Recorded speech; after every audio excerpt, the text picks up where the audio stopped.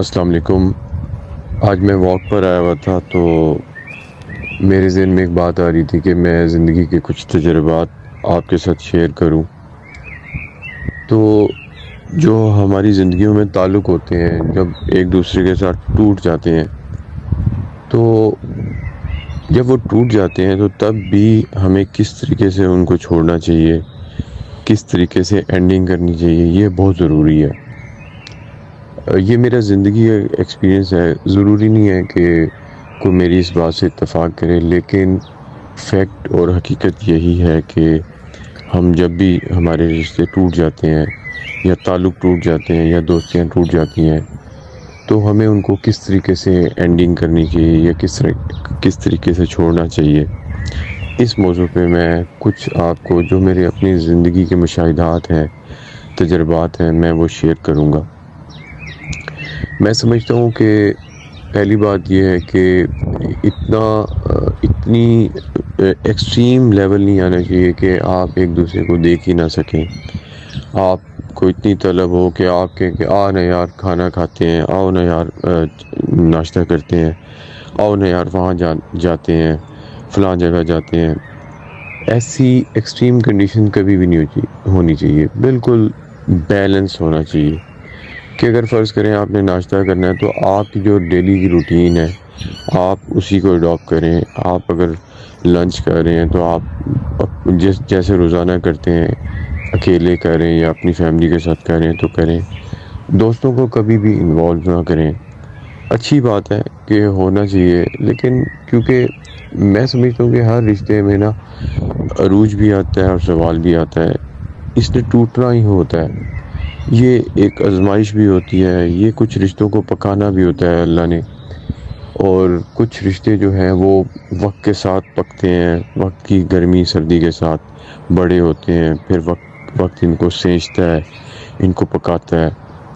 تو جب وہ ٹوٹ جاتے ہیں تو پھر اتنا دکھ نہیں ہوتا کہ یار میں نے اس کے ساتھ اتنا ٹائم سسپینڈ کیا تھا یا میں نے اتنا ٹائم سپینڈ کیا تھا تو اس نے کیا کیا۔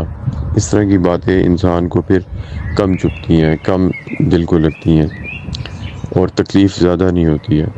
لیکن آپ ایکسٹریم لیول پہ جب چلے جاتے ہیں تو کیا ہوتا ہے کہ آپ کو چھوٹی چھوٹی باتیں بھی پھر بڑی ہو کے نظر آ رہی ہوتی ہیں کہ یار میں نے ایسے کیا تھا، اس نے میرے ساتھ کیا کیا، اور میں ایسے کرتا رہا، وہ میرے ساتھ کیا کرتا رہا۔ تو وہ بجائے کہ محبت بڑھے یا جوڑ بنتا یا آپس میں دوبارہ سے کولیکٹیولی آپ کا وہ رشتہ دوبارہ سے بحال ہوتا، وہ اور دور ہو جاتا ہے۔ تو پہلی بات یہ ہے کہ ہمیں اپنے رشتوں میں ایک میانہ روی جسے بیلنس کہتے ہیں وہ اختیار کرنا چاہیے۔ امبیلنس نہیں کریٹ کرنا چاہیے کہ اتنا زیادہ رکھ رکھاؤ کہ ناشتہ اکٹھا کرنا ہے، کھانا اکٹھا کھانا ہے، کہیں پکنک پہ جا رہے ہیں تو وہاں پہ اکٹھے ہی گیدرنگ کرنی ہے، اس کے علاوہ کوئی نظر نہیں آ رہا۔ ایسا نہیں، بیلنس رکھنا ہے۔ بیلنس رکھنے کے یہ فائدہ ہے کہ اگر آپ کے رشتے میں کبھی زوال آ بھی جائے، کیونکہ انسان ہے، ہم میں ہر طرح کی وہ آتے ہیں، موڈ سوئنگز ہوتے ہیں۔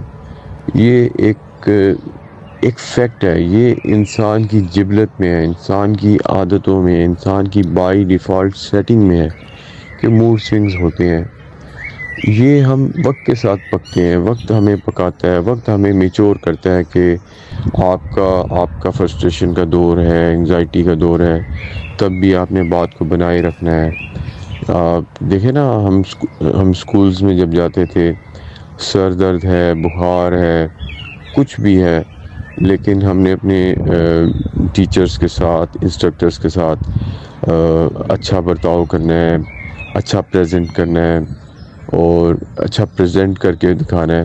تو یہ ساری باتیں جو ہے انسان مطلب کہ وقت کے ساتھ سیکھتا ہے، اس کو سکھائی جا رہی ہوتی ہیں، وہ میچور ہو رہا ہوتا ہے۔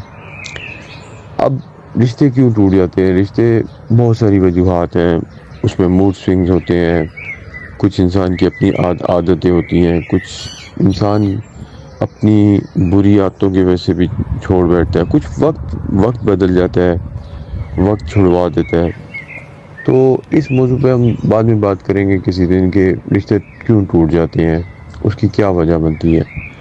لیکن میرا آج کا موضوع یہ تھا کہ رشتہ جب بھی ٹوٹتا ہے یا دوستی جب بھی ختم ہوتی ہے تو اتنے اچھے طریقے سے توڑی جائے کہ یعنی کہ اتنے اچھے سے دور ہوا جائے کہ اس کو ہم سے کوئی گلا نہ ہو، اینڈنگ اتنے اچھے طریقے سے کریں کہ وہ اس کو رسپیکٹ یاد ہو کہ یار دیکھو میں نے اس کے ساتھ کیا کیا اور وہ میرے ساتھ کیا کر رہا ہے، میں اس کے ساتھ، وہ میرے ساتھ برا کر رہا ہے، میں اس کے ساتھ اچھا کر رہا ہوں، وہ میرے ساتھ برا کر رہا ہے، تو وہ ضرور فیل کرے گا۔ وہ انسان ہے نا، اللہ نے اس کو شعور دیا ہے۔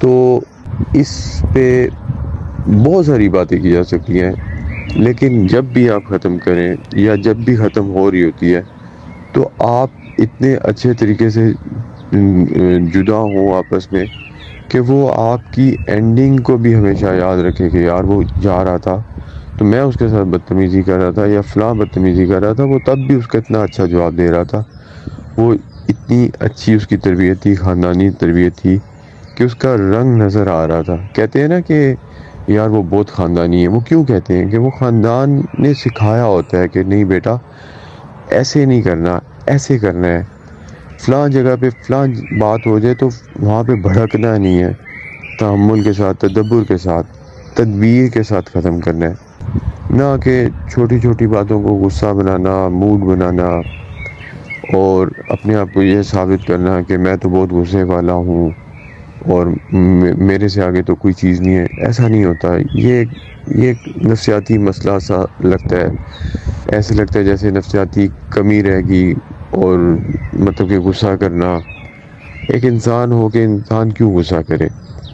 انسان تو بہت نازک ہے، بہت معمولی سی اس کے اندر زندگی ہے، ذرا ذرا سی چیزوں پہ گر جاتا ہے، ذرا سا پاؤں مڑ جائے تو چیخیں نکل جاتی ہیں، تو انسان کی کیا اوقات ہے؟ گوشت پوست کا بنا ہوا انسان ہے، مٹی کا بنا ہوا انسان ہے۔